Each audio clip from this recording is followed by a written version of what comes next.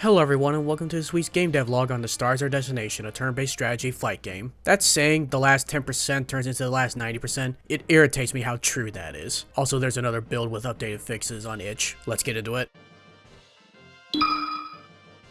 This is probably going to be one of the parts of the project that's going to be touched and tweaked often. Getting it working was challenging because to get a contextual animation like the U-turn or the somersault working, the camera had to be at a certain point so that it won't be a jarring jump cut when the animations start. Some of the problems I had was that sometimes the ship would be too fast for the camera to catch up. Funny in the moment, but the player couldn't do anything until the animation was finished. Mitigated this by lowering the ship speed by increments. But there was a bigger issue. It doesn't take the rotation into account. A lot of the times the rotation would freeze, play the animation, and then reset the rotation to when the animation started. Then I added some slurping to mitigate this. Currently doing it in the barrel roll or when the wing is broken still needs some work, but it's not game breaking or too jarring.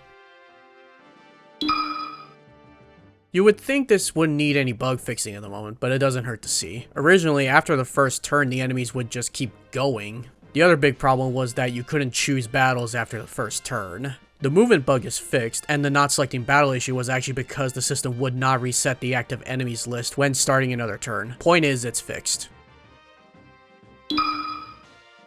Got a lot of feedback on the enemy. The enemy in the first place was just a wandering enemy. An enemy that would mind its own business until the player was in range. Now I made an aggro enemy. An enemy that doesn't care about range, it'll go at the player and shoot them down with aggressive rate of fire. Hopefully I'll get some feedback on this one. I also made some changes to how the enemies move. Before, it would just be a simple move toward object, but it wasn't consistent with how the player moves, which is to move forward and the direction is dictated by the ship's rotation. I did that for the enemies, and with some fiddling about with the rotation slider, they're a lot more consistent. And there are some other small improvements, like the bullets having splash particles, the enemies flash red for a bit. Only thing I didn't get time for was to restructure the code again to minimize duplicate code.